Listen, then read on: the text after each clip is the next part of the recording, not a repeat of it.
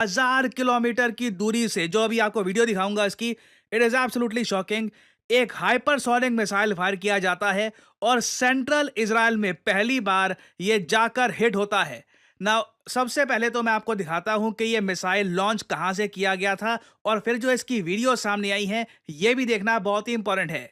ना, एक बार जरा ये मैप देखिए, यहाँ पे आप देख पाओगे, ये आपको दिख जाएगा यमन, और यमन का जो ये इलाका है ये हूती रिबेल्स ने कब्जा रखा है, और हूती रिबेल्स ही आज के समय इजराइल पे लगातार आक्रमण कर रहे हैं। तो हूती रिबेल्स के पास आ गया एक हाइपरसोनिक मिसाइल। कहां से ये आया है missile, we do not know, but इनके पास ये मिसाइल आ गया और इन्होंने सीधा ये मिसाइल दाग दिया टुवर्ड्स इजराइल। यहां पे आप देख पाओगे, this is absolutely shocking. Almost 2000 kilometre से भी जरा की दूरी है यहाँ पे। और नीचे यहाँ पर आप देख पाओगे, जो ये सी है ना, ये है रेड सी। इधर रेड सी में आज के समय यूएस नेवी की बहुत सारी जो शिप्स हैं ये डिप्लॉयड हैं। For example USS Murphy, USS Peterson, FS Paul, इन सब में मिसाइल डिफेंस सिस्टम लगे हुए हैं। इनका काम यही है कि कल को यमन से कोई अगर अटैक होता है इजराइल को, तो रास्ते में ही मिसाइल को ये डिस्ट्रॉय कर देंगे। इस पर्टिकुलर केस में हाइपरसोनिक मिसाइल की स्पीड इतनी थी कि यूएस भी कुछ नहीं कर पाया।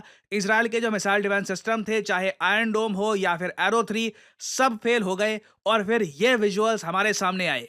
नाउ इधर आप देख पाओगे, इजराइल का एक बहुत ही इंपॉर्टेंट एयरपोर्ट है बेन गुरियन एयरपोर्ट, उसके बिल्कुल पास जाकर ये हाइपरसोनिक मिसाइल लगा है। Israelis are shocked. इनको उम्मीद नहीं थी, मुझको उम्मीद, किसी को उम्मीद नहीं थी। आप मुझसे अगर पूछते थे कि हूती रिबेल्स क्या एक हाइपरसोनिक मिसाइल लॉन्च कर देगा टुवर्ड्स इजराइल, पहला क्वेश्चन यही आता है कि उनके पास हाइपरसोनिक मिसाइल आएगा कहां से।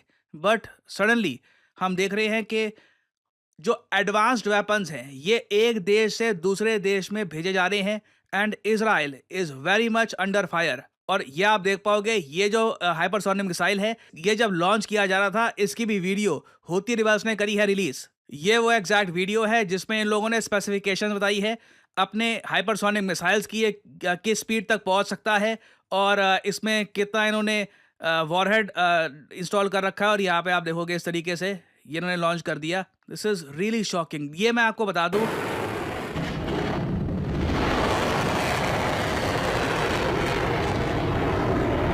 ये हिस्टोरिक विजुअल्स हैं।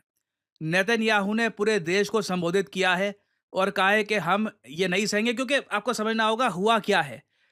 अब बेसिकली हूती रिबेल्स कब कितने हाइपरसोनिक मिसाइल्स इजराइल पे बरसा दे, वी डू नॉट नो। कल को न्यूज आ सकती है कि 10, 20, 30, हमें नहीं पता उनके पास कितने सारे ऐसे हाइपरसोनिक मिसाइल हैं, वो बरसा सकते हैं इजराइल पर। और इजराइल की सिक्योरिटी बहुत ज्यादा खतरे में आ चुकी है इससे। और अगर यहाँ पे आप पूछ रहे हैं कि ये हम कैसे कह सकते हैं कि ये मिसाइल रशिया ने ही पकड़ाए थे हूती रिबेल्स को, हमें रिपोर्ट्स देखनी होगी। अगेन, मैं रिपोर्ट्स, एविडेंस, आर्टिकल्स, ये सारी चीजें आपके सामने रखता हूं ताकि आप खुद भी इसका एनालिसिस अपनी तरफ से कर पाएं। नाउ, मार्च 2015 में ये रिपोर्ट हमारे सामने आती है कि यमन के जो हूती रिबेल्स हैं इनके पास हाइपरसोनिक मिसाइल अब आ चुका है।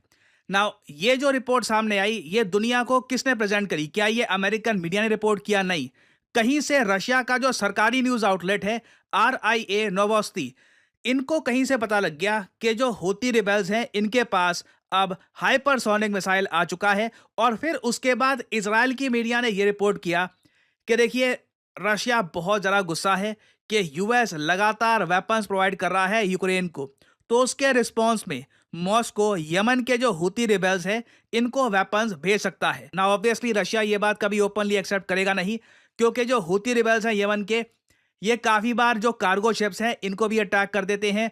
जो इंडिया जा रही होती है कार्गो शिप, उसको भी अटैक कर चुके हैं। तो मुझे लगता नहीं है कि रशिया ओपनली कभी एडमिट करेगा कि उन्होंने यमन के हूती रिबेल्स को आर्म किया है। बट क्वेश्चन यही आता है, अचानक से इनके पास जो ये हाइपरसोनिक मिसाइल आ गए, क्या इन्होंने पढ़ाई लिखाई बहुत ज़्यादा बढ़ा दी? इनके साइंटिस्ट बिल्कुल जीनियस बन गए कुछ महीनों में? ऑब्वियसली नहीं।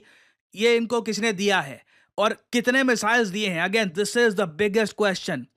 क्या एक बड़ा कंसाइनमेंट 50-60 हाइपरसोनिक मिसाइल्स का ये डिलीवर किया गया था हूती रिबेल्स को? अगर ये केस है, Israel should be on very high alert.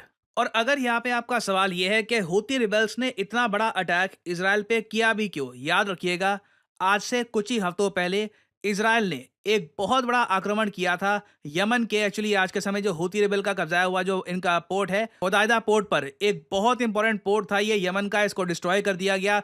कई लोग मारे गए यहाँ पर यमन के, और उसके बाद हूती रेबल्स ने कहा था कि ये लोग इसका बदला लेंगे। तो अभी देखिए बदले निकाले जा रहे हैं। और एक न्यूज़ देखिए ये भी आ रही है कि इज़राइल के नॉर्थ में जो लेबनान है ना, यहाँ पर भी हज़ारों की संख्या में धीरे-धीरे हूती रिबेल्स इनको भेजा जा रहा है ताकि ये लैंड अटैक्स भी स्टार्ट कर दें अगेंस्ट इज़राइल। कमिटमेंट देखिए इन लोगों की कमाल की है। इनको कोई चिंता नहीं है, फ्यूचर की कोई चिंता नहीं है कि कोई मारा जाएगा, नहीं मारा जाएगा। It is all about conflict.